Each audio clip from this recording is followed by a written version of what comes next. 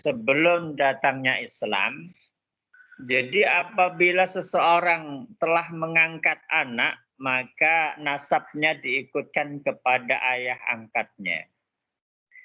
Tidak ada sangkut pautnya dengan ayah kandungnya sendiri. Jadi salah satu contoh kemarin sudah kita bahas, ketika Zaid bin Harisah diangkat anak oleh Rasulullah SAW, maka Zaid tidak lagi disebut Zaid bin Harisah, tapi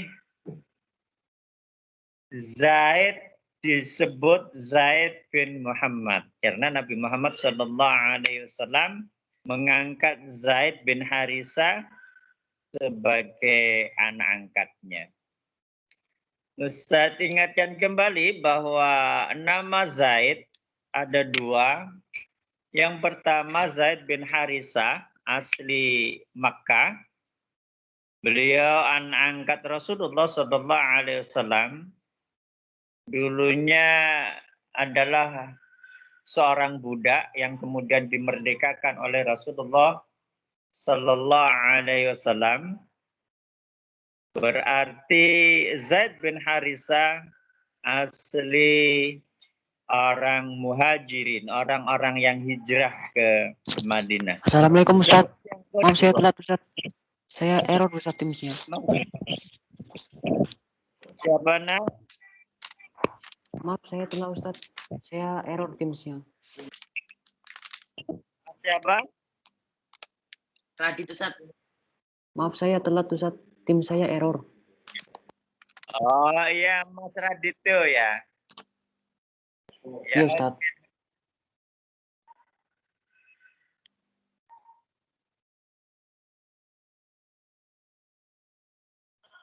Ya oke. Terima kasih informasinya. Zaid yang kedua adalah Zaid bin Sabit. Zaid bin Sabit ini asli orang Madinah.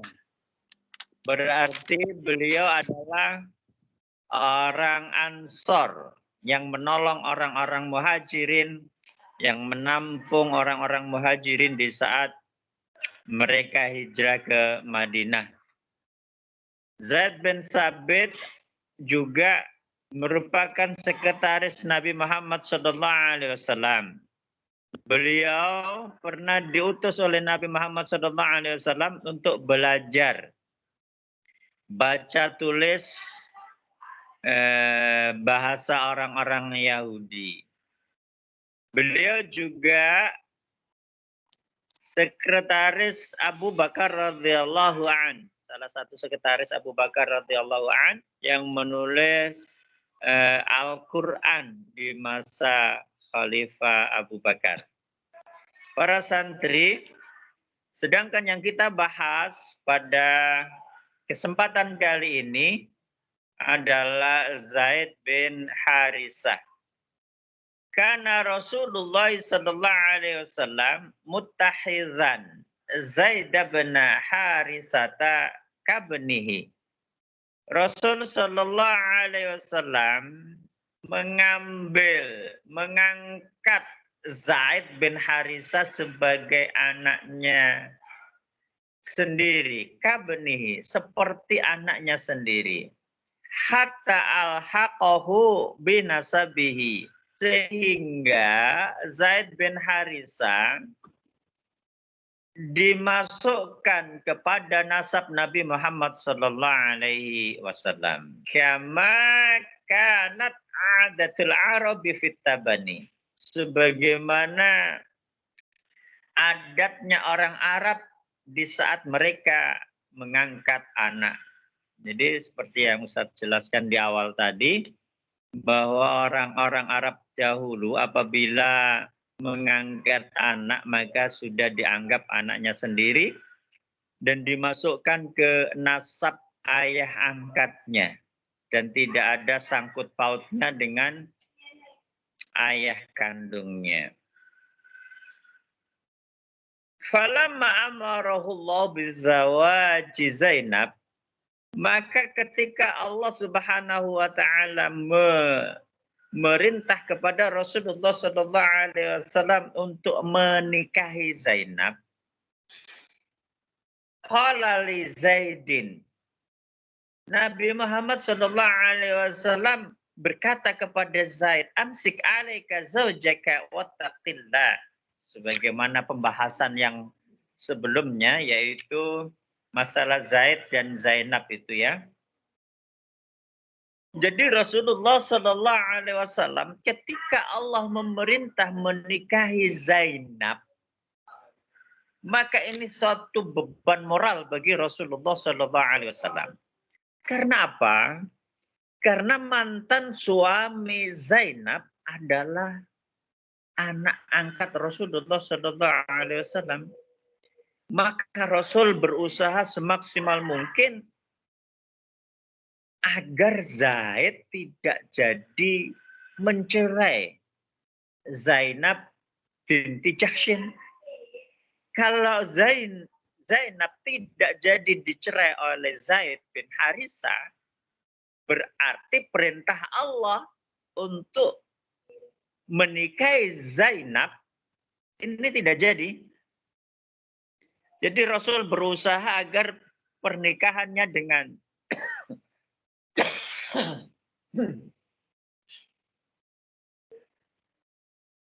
Rasul berusaha semaksimal mungkin agar pernikahan Rasul dengan Zainab tidak terjadi. Karena ini beban bagi Rasulullah SAW. Jadi perintah Allah Subhanahu wa taala untuk menikahi Zainab berusaha agar ini tidak terjadi. Rasulullah SAW berusaha agar ini tidak terjadi. Maka Rasul SAW menasihati Zaid, amsik 'alaika, cegah, tahan dirimu. Jadi zaujaka wattaqillah. Jadi jangan sampai engkau mencerai istrimu dan takutlah kamu kepada Allah. Sabarlah engkau terhadap istrimu dan takutlah kamu kepada Allah. Wa akhfa amrullah. Rasul saat itu berusaha menyembunyikan perintah Allah ini. Menyembunyikan perintah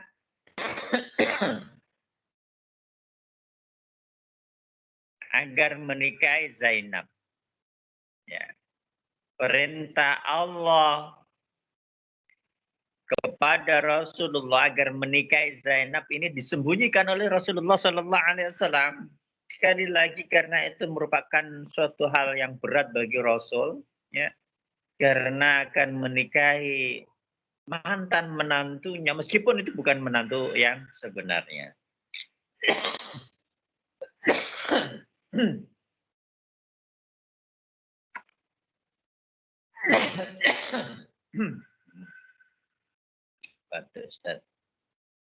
Jadi para santri yang dirahmati oleh Allah Subhanahu wa taala, ketika Allah Subhanahu wa taala memerintah Rasulullah sallallahu alaihi wasallam agar menikahi Zainab, maka Rasulullah sallallahu alaihi wasallam menyembunyikan perintah tersebut, yang pertama. Yang kedua, bagaimana perintah Allah ini tidak terlaksana sehingga Rasulullah sallallahu alaihi wasallam menasihati kepada Zaid bin Harithah sebagai suaminya agar sabar terhadap istrinya. Bila Zaid sabar terhadap istrinya dan tidak jadi menceraikan Zainab, maka perintah Allah ini tidak berlaku menurut Rasulullah, ya. Padahal Nabi Muhammad sallallahu alaihi wasallam wa huwa ya'lamu annahu la budda hasilun. Padahal Rasul sallallahu alaihi wasallam sebenarnya yakin bahwa perintah Allah ini pastilah berhasil. Makar rencana Allah Subhanahu wa taala ini pasti berhasil.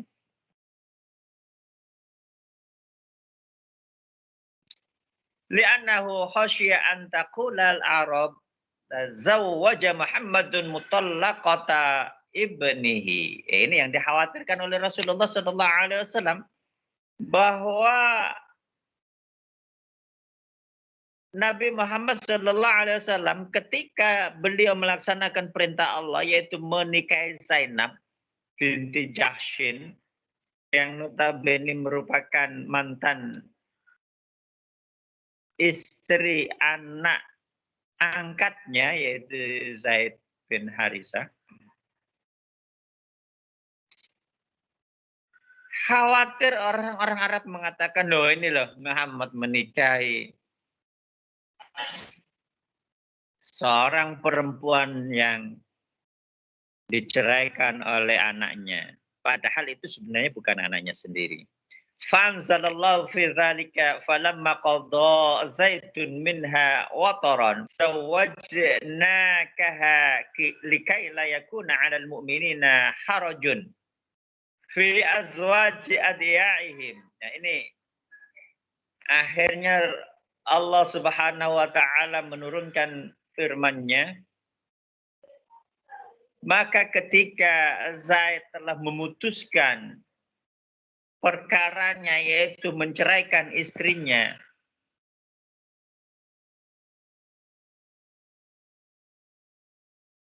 maka orang-orang mukmin ya,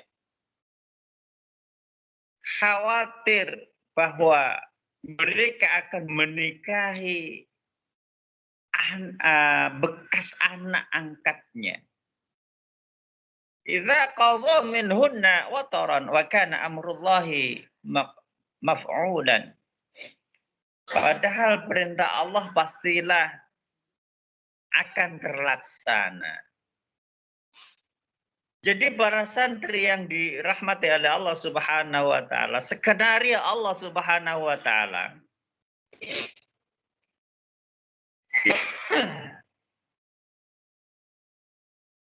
skenario Allah Subhanahu wa taala untuk menghilangkan anak angkat, pengangkatan anak angkat yang dianggap anak sendiri.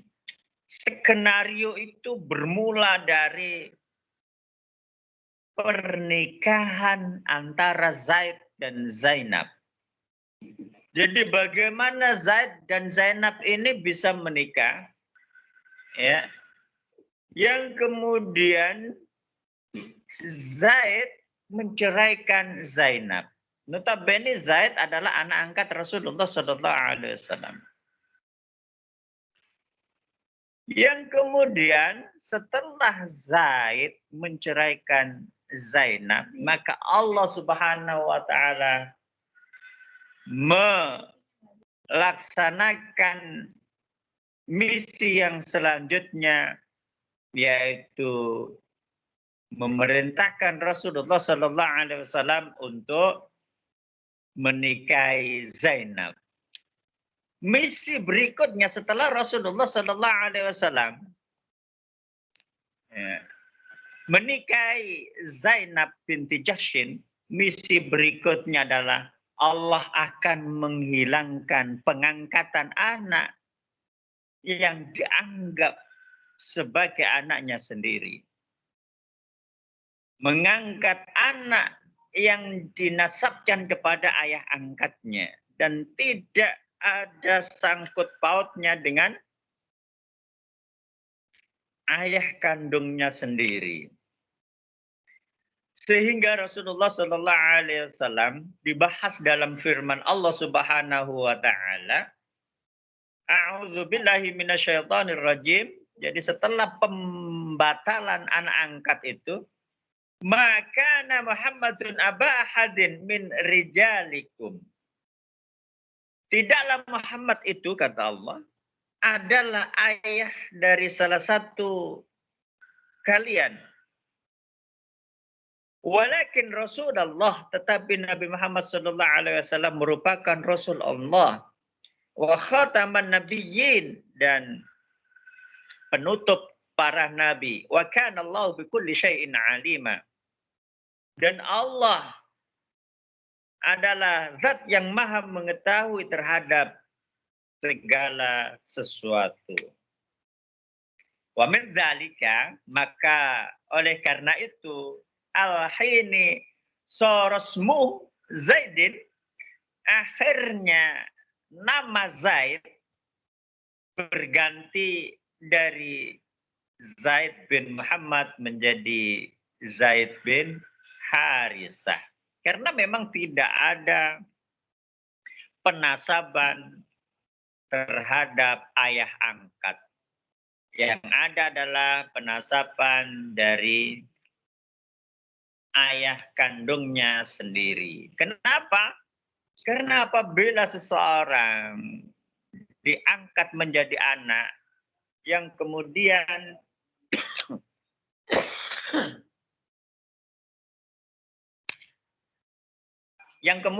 dinasabkan kepada ayah angkatnya, maka ini sesuatu yang membahayakan. Kenapa membahayakan? Garis keturunannya tidak jelas.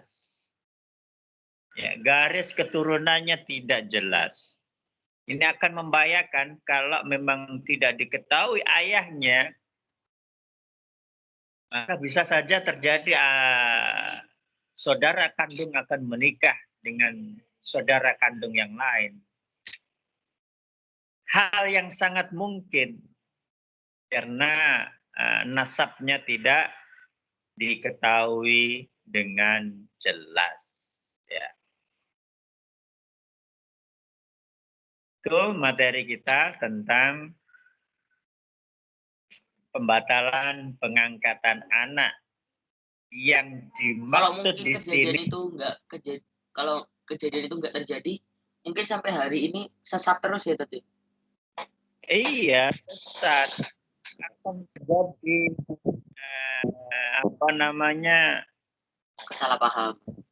kesalahpahaman, garis keturunannya tidak jelas, ini anaknya siapa, yang tidak jelas, kacau, dunia kacau, garis keturunan yang sebenarnya kacau, sehingga bisa saja terjadi pernikahan. Itu yang saya bilang tadi, karena tidak jelas, akhirnya terjadi pernikahan antar saudara kandung, bisa saja terjadi. Iya. Itu para santri yang dirahmati oleh Allah Subhanahu wa taala, pembahasan kita tentang pembatalan anak angkat. Tapi kalau mengangkat anak yang kemudian tetap dinasabkan kepada ayah kandungnya boleh. Jadi misalkan anak yang hanya kasih sayang, ya, garis keturunannya tetap kepada ayah kandungnya, itu tetap boleh, ya. Bagaimana Rasulullah SAW juga diangkat oleh pamannya sebagai anak, kasih sayangnya melebihi anaknya Abu Thalib. Dikasih sayang Abu Thalib kepada Nabi Muhammad SAW itu melebihi kasih sayang Abu Thalib kepada anak-anaknya sendiri.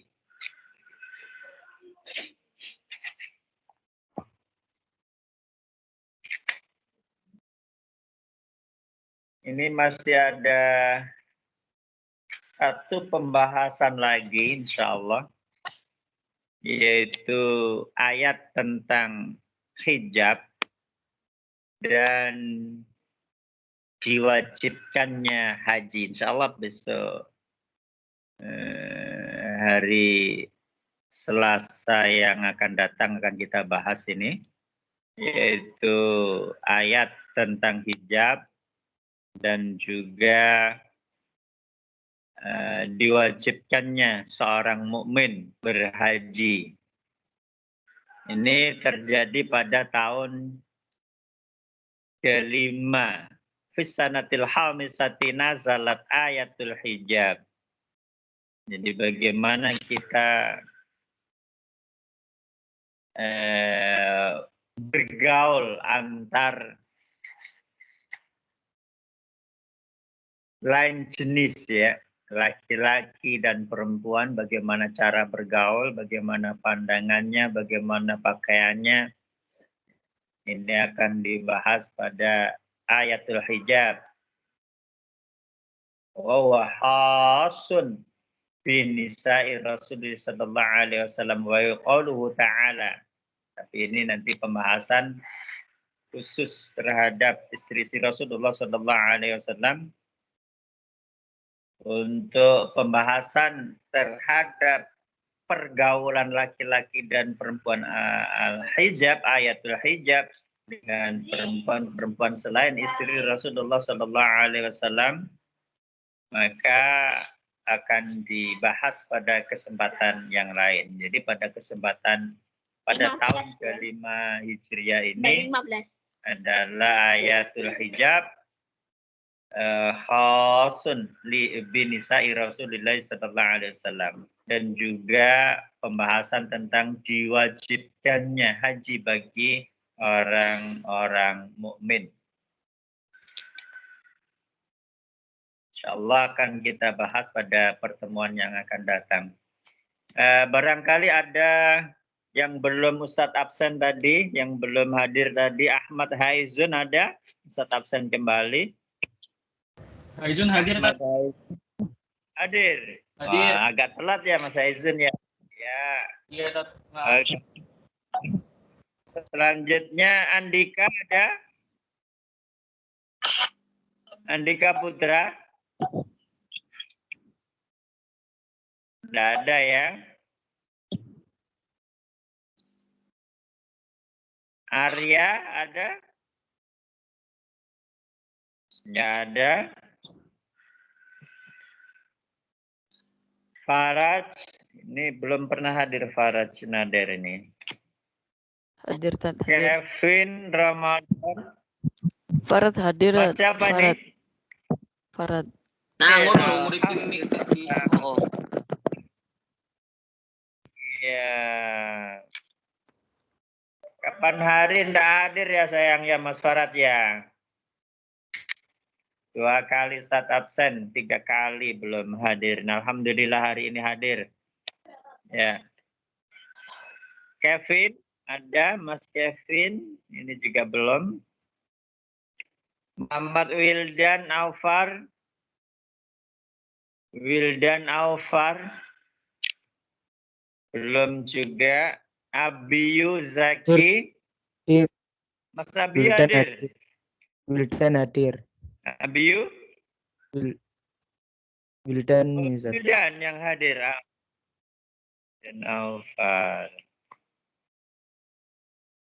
Abiyu ada?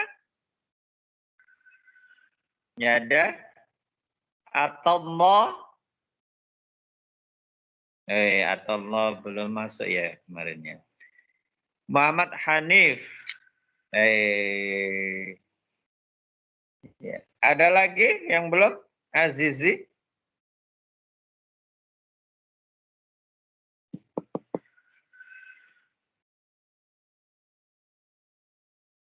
Yang tadi izin Mas Hanif ini ya. Ya. Praha. Oke. Ada Mas siapa? Prawati. Praha. Alhamdulillah. Saya kasih pertanyaan ya. Pertanyaan apa tuh?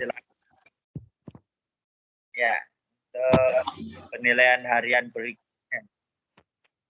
Loh, bukannya kemana sudah? Ya, sudah. Barangkali ini khususnya bagi yang belum ada nilainya nih loh, nak. Kasihan Ustadz. Yang Tat, saya sudah kan ya, Tat? ya, sudah. Mas Zaidan sudah. Mas Romzi sudah. Lagi ya, Tat?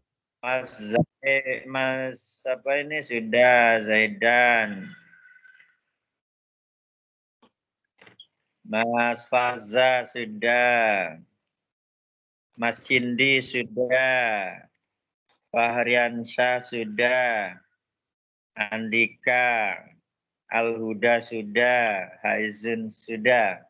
Yang belum-belum, monggo ya. Ditunggu, Ustaz. Ustaz kasih pertanyaan.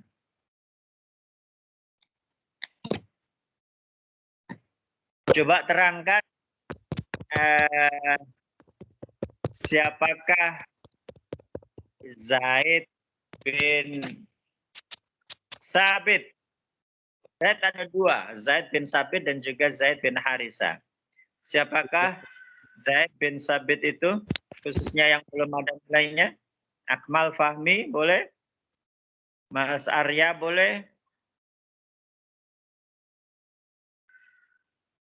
Ya.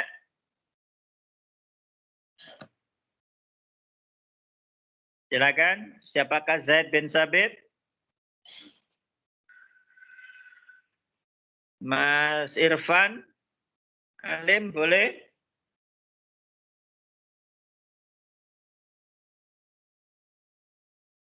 Mas Wildan juga boleh ya? Iya Ustaz. Ya. Siapakah Zaid bin Sabit? Silakan. Sahabat Nabi Ustaz. Iya, boleh lebih spesifik lagi. Di samping beliau adalah sahabat Nabi, siapakah beliau? Ya, Radityo. Silakan, Mas Sahabat Radityo. Nabi yang menjadi yang membahas belajar bahasa divisi bahasa Yahudi gitu Ustaz. Yang diutus Yang oleh disuruh belajar. Rasulullah Iya. belajar bahasa Yahudi. Ada bisa lebih lengkap lagi sedikit, Nek? Beliau memang lebih lengkap. Jadi Zaid bin Sabit itu sahabatnya Nabi, terus dia itu disuruh belajar bahasa Yahudi untuk apa ya? Agar bisa baca mengetahui surat dan baca surat dan bukunya gitu. Iya. Dan baca surat bahasa Yahudi gitu. lebih lengkap lagi sedikit, Nek. Apa ya? Zaid bin Sabit juga adalah sekretaris sahabat Abu Bakar di masa Khalifah Abu Bakar dan ketika itu penulisan Al-Quran. Zaid bin Sabit juga adalah orang Madinah, yaitu orang Ansor. Ya oke, sudah masuk, Ustaz masukkan. Meskipun masih belum sempurna ya, Mas Radityo. Selanjutnya, siapakah Zaid bin Harisah? Tadi Zaid bin Sabit, ini Zaid bin Harisah. Silakan. Ya, Mas Wildan Aufar, silakan. Anak angkat Nabi ya Ustaz ya. Ya, anak angkat Nabi, asli mana? Mekah. Asli Mekah, betul. Terus, bisa lebih lengkap lagi? Apa namanya? Salah satu orang pertama yang masuk Islam. Ya, boleh. Ada sedikit lagi, satu lagi.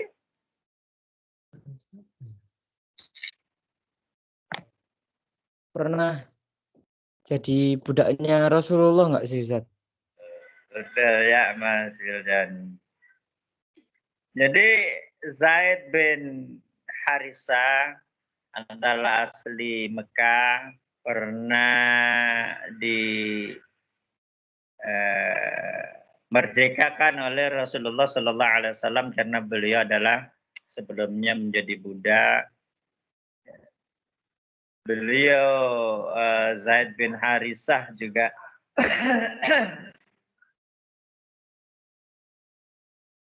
termasuk orang yang pertama masuk Islam ya, as-sabiqunal awwalun.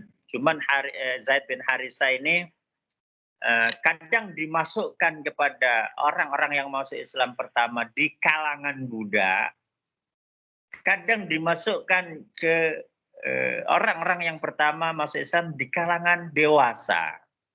Sehingga nama Zaid bin Harisa ini kadang kalah dengan Bilal bin Rabah ketika di kalangan budak.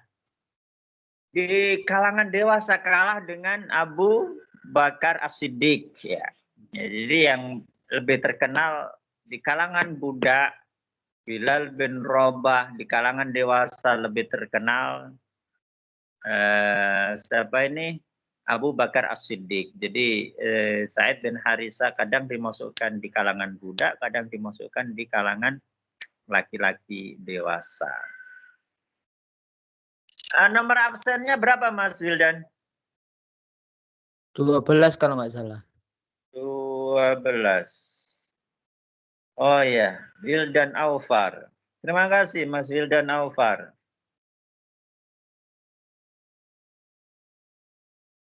Sip. Selanjutnya,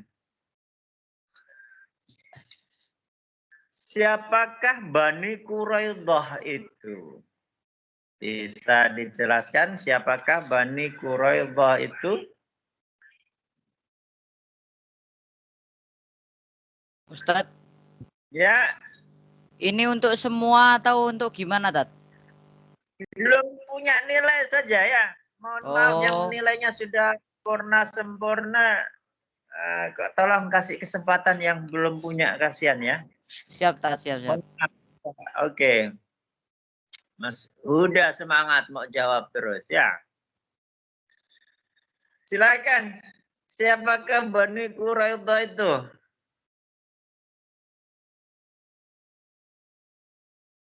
Halo.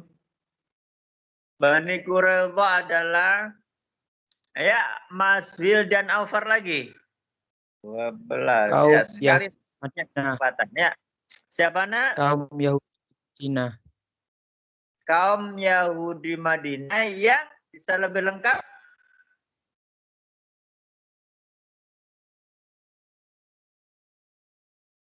Termasuk kaum Yahudi Madinah yang ada bisa lebih lengkap lagi Mas Wildan?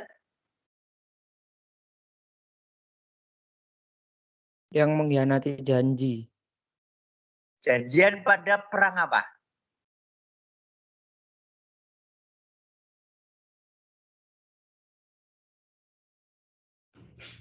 Ya.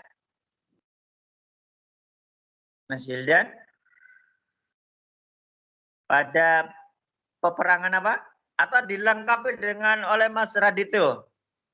Silakan. Mas Radito, boleh dilengkapi nak? Ya Ustaz, yang mengkhianati Rasul pada perang Konda. Oh, perang Parit. Khor. Betul. Jadi Mas Wildan punya nilai yang kemudian disempurnakan juga oleh Mas Raditya. Oke. Terima kasih. Mas Radityo. Belum.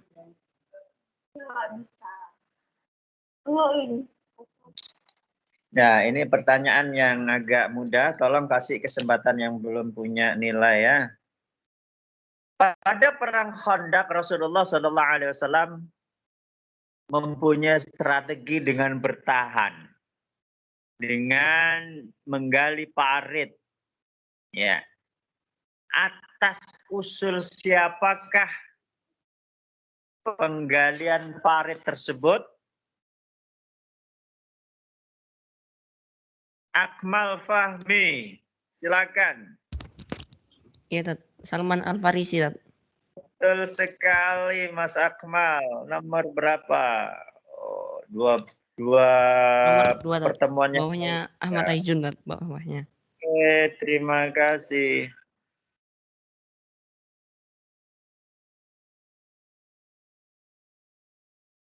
Selanjutnya, pada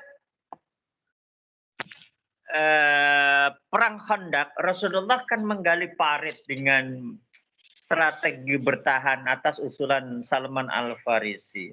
Siapakah orang kafir yang terkenal saat itu yang berusaha memasuki menyelinap Khandaq, menyelinap parit yang kemudian dihujani oleh tentara Islam dengan anak panah sehingga dia melarikan diri.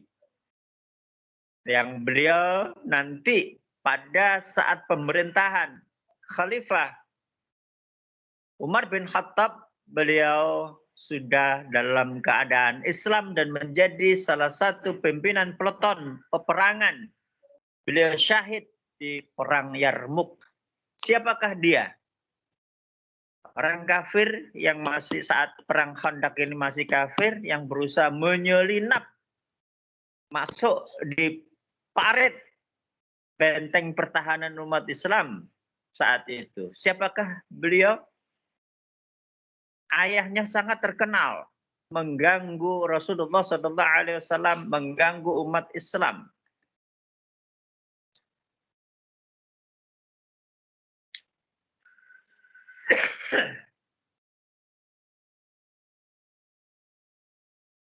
Siapa?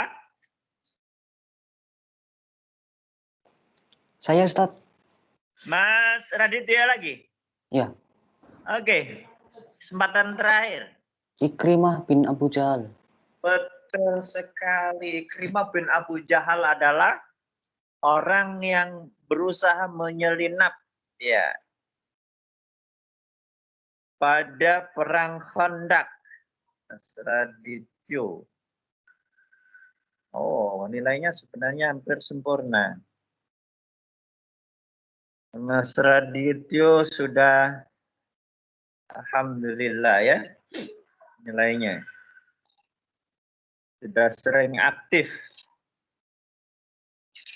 Jadi Ikrimah bin Abu Jahal termasuk orang-orang yang mengganggu Nabi Muhammad SAW, mengganggu para sahabat di saat ayahnya masih hidup.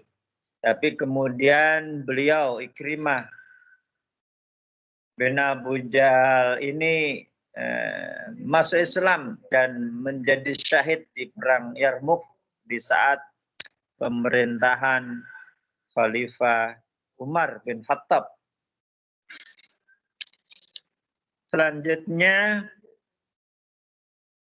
Mas Radityo kasih kesempatan yang lain ya. Juga yang sudah sempurna nilainya. Nanti Ustadz lihat.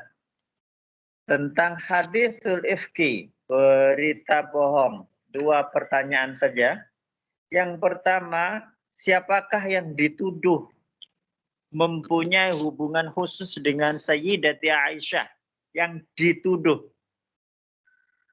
Saat itu adalah tentara yang kebetulan terakhir berangkatnya ketemu dengan Sayyidati Aisyah, dan Sayyidati Aisyah ditumpangi, artinya dihantarkan oleh tentara tersebut tanpa bercakap-cakap, dihantarkan menyusul rombongan tentara yang ada di depan. Namun beliau dituduh mempunyai hubungan khusus dengan Sayyidati Aisyah. Siapakah tentara tersebut?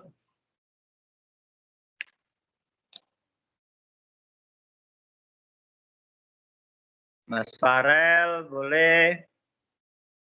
Arya. Mas Arya nggak masuk, nggak ada. Mas Muammar Nasirul Azim boleh. Yuk nak. Mas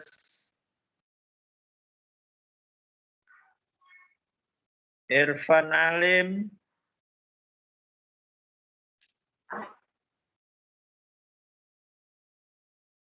Mas Farad, boleh jawab, ayo.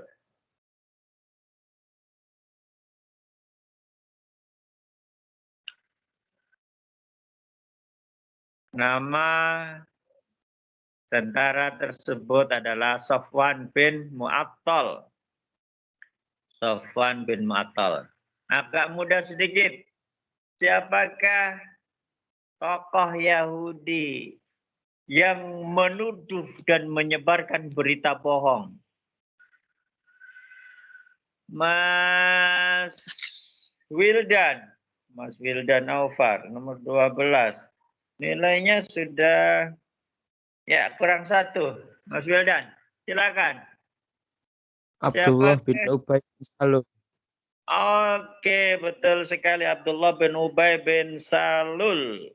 Mas Wildan Aufar. Alhamdulillah. Nilainya sudah cukup bagus. Mas Wildan Aufar.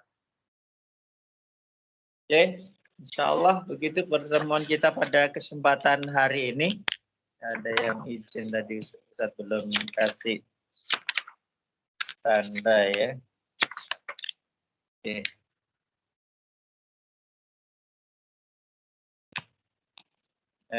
Semoga ada manfaatnya dan semakin melekat dalam ingatan kita. Amin.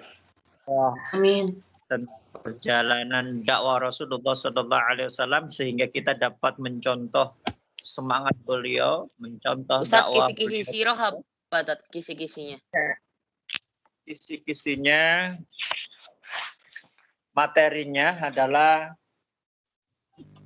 Apa aja, Tat? datanya, sudah catat. Bab berapa sampai bab berapa? Bentar Ustaz. Saya buka dulu Ustaz. Ya, silakan. Dimulai pelajaran ke-15. Bab Bentar, 15 sampai Ya. Sampai bab ke-20. Bab 20. Ya. Jadi dimulai dari As-Sanatul Khamisatu Minal Hijrah, bab ke-15.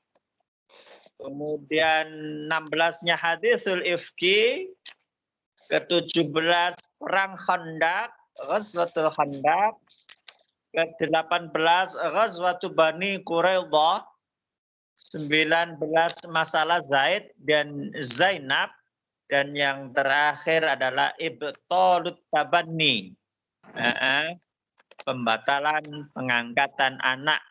Nah, itu materi yang sudah kita bahas. Kalau nanti memungkinkan satu kali pertemuan lagi adalah ayatul hijab dan perintah tentang haji. Terakhir, kalau memungkinkan nanti akan kita bahas terakhir di terakhir pertemuan sebelum PTS ya. Baik, kita akhiri pertemuan kita pada kesempatan kali ini dengan bersama-sama membaca hamdalah dan doa ghafarah. Alhamdulillahirabbil alamin. Subhanakallahumma wa bihamdika asyhadu an la ilaha illa anta astaghfiruka wa atubu ilaik. Assalamualaikum warahmatullahi wabarakatuh. Waalaikumsalam warahmatullahi wabarakatuh.